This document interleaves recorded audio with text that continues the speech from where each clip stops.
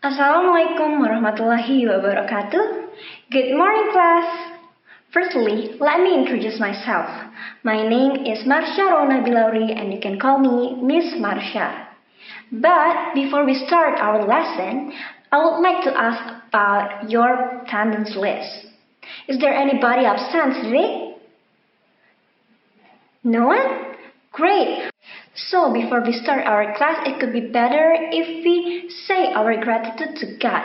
So today, all of us can gather around and have an opportunity to learn English. For the captain of the class, please start the prayer. Amen. I hope everyone in this class is in a good condition so we can start this new material with new spirit. And we also can finish this material with an understanding. Berang-berang pergi bersama Marsya. Let's start study English with Miss Marsya. Okay, before we start our class with the new material, I would like to ask you about the previous material. Ingin menanyakan kembali mengenai pembelajaran minggu lalu. Apa kalian masih mengingatnya? Do you still remember about the news item? If you still remember about that, please raise your hand and talk in front of the class. Yeah, that's right. News item is a text that tells us about an event.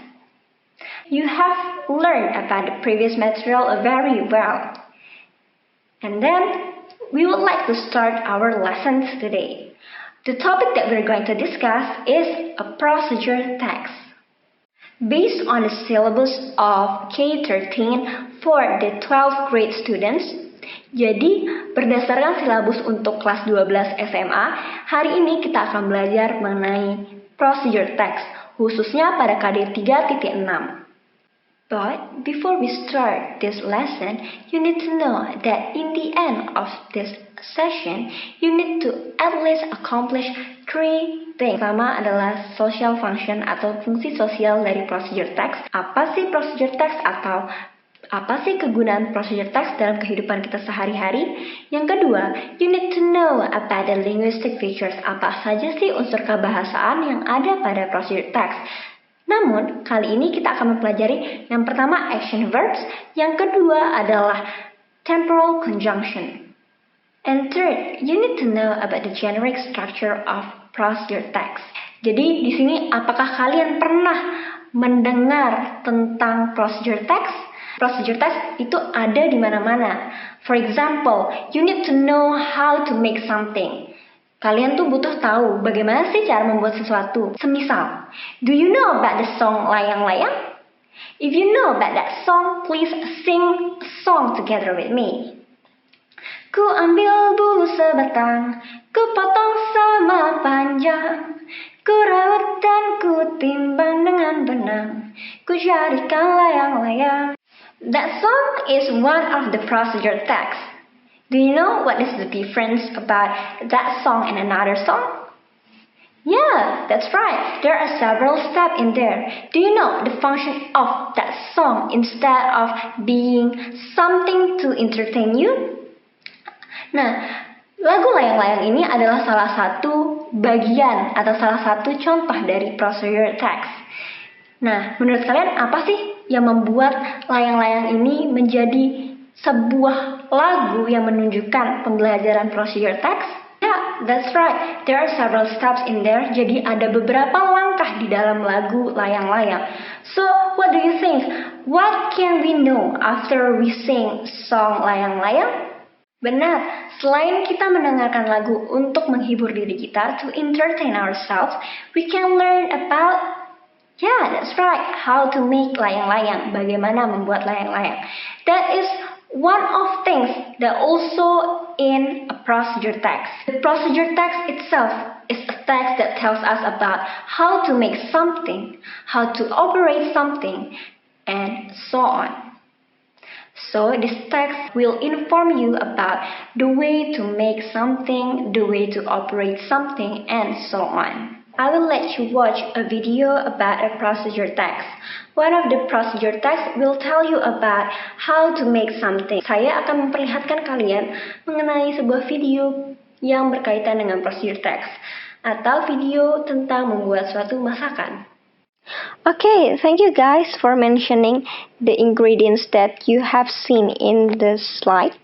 Jadi tadi kita udah beberapa kali menyebutkan ada garlic, yaitu bawang putih, ada wortel atau yang biasa disebut carrot, celery, onion, bell pepper, and so on. But there are several things that you have not mentioned, right?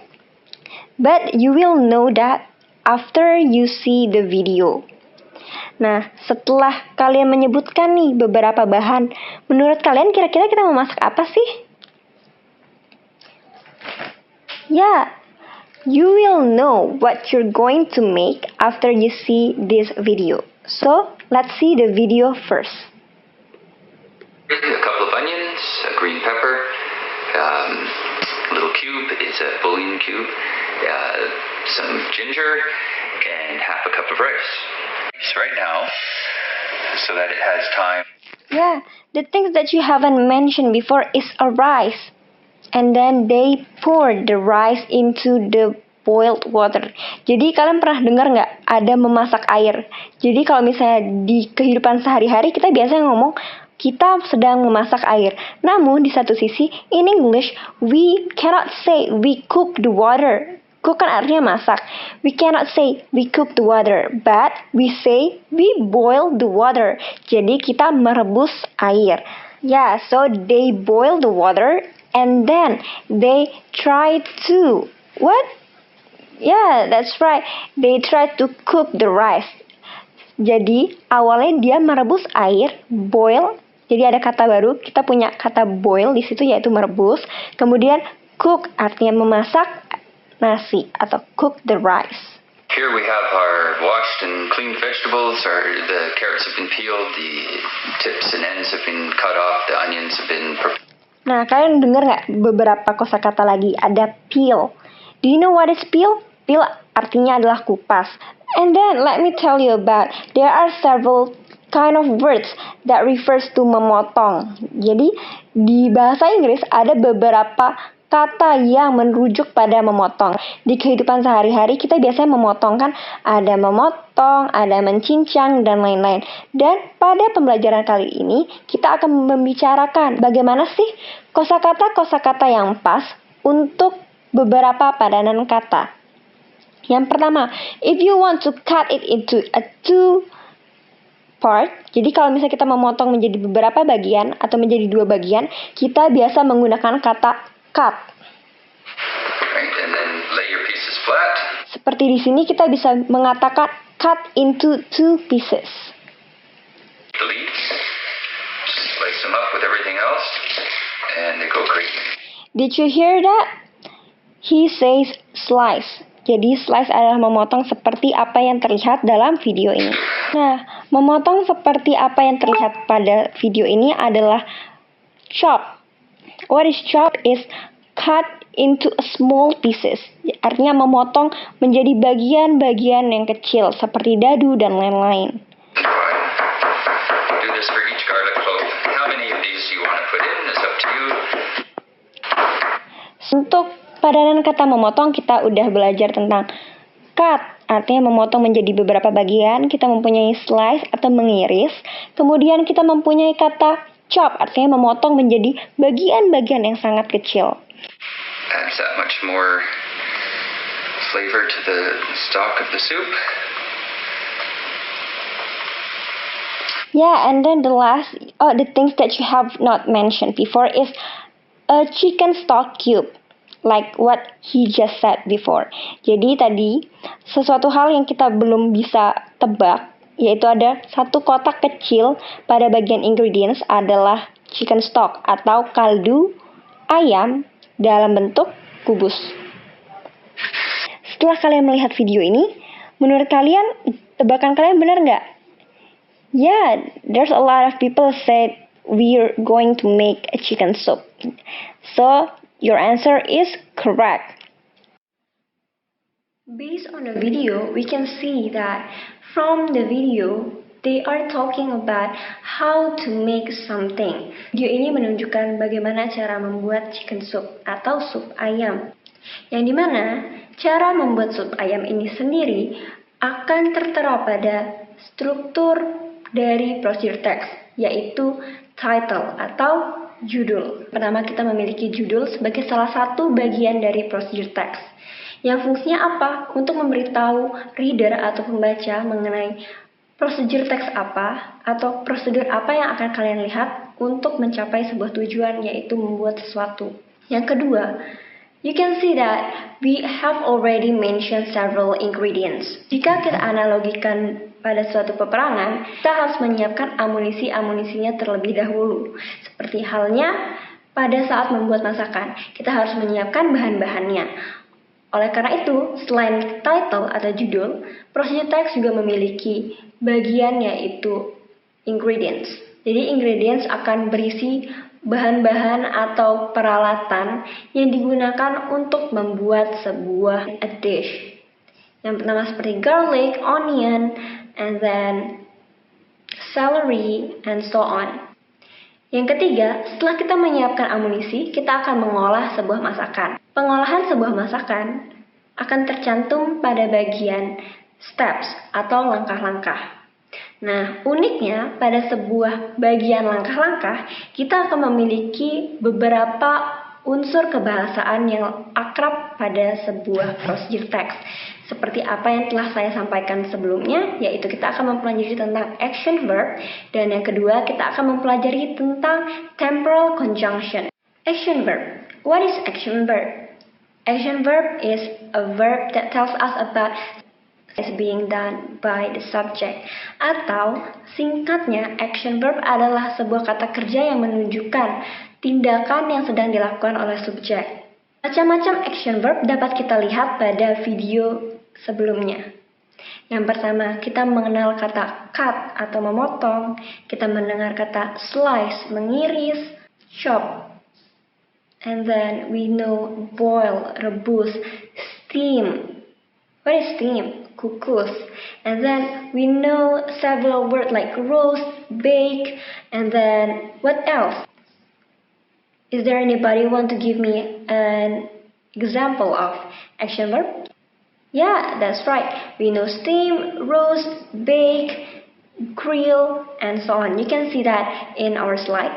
And then, after we know about the action verbs, another linguistic features that you can see in procedure text is temporal conjunction. Penyusunan langkah-langkah pada sebuah procedure text harus diurutkan secara padu.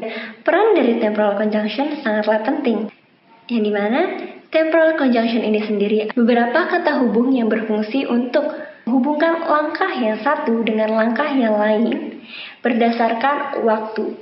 Seperti halnya pada procedure text ini sendiri, kita dapat melihat ada kata firstly, secondly, and then, after that, before that, and last, or finally, the dish is ready to serve.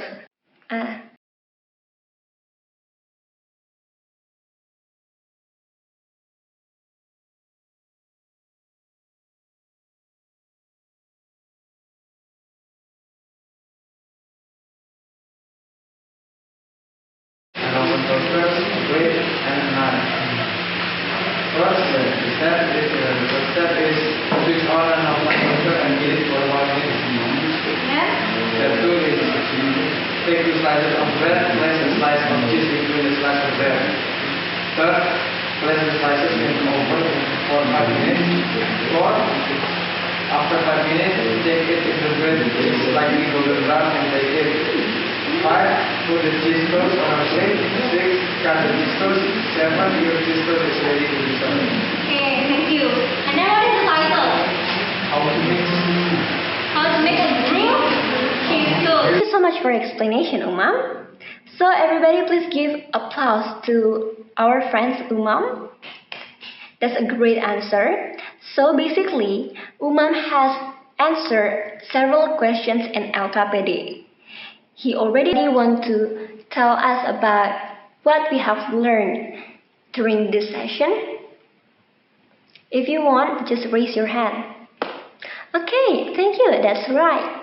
Firstly, you need to introduce yourself with mentioning your name, your class, your absent, and then you need to introduce us about the dish that you're going to make. And after that, you need to explain or you need to describe the materials that is being needed for your dish. And after that, you need to tell us about the steps. And the last is you need to close the video with your closing statement as unique as it can be. The video needs to be uploaded on Monday. Thank you so much for your participation. I hope everything that we have learned today will bring a benefit for you in the future. For the next meeting, we're going to talk about song, so you need to be prepared about that material. See you for next meeting.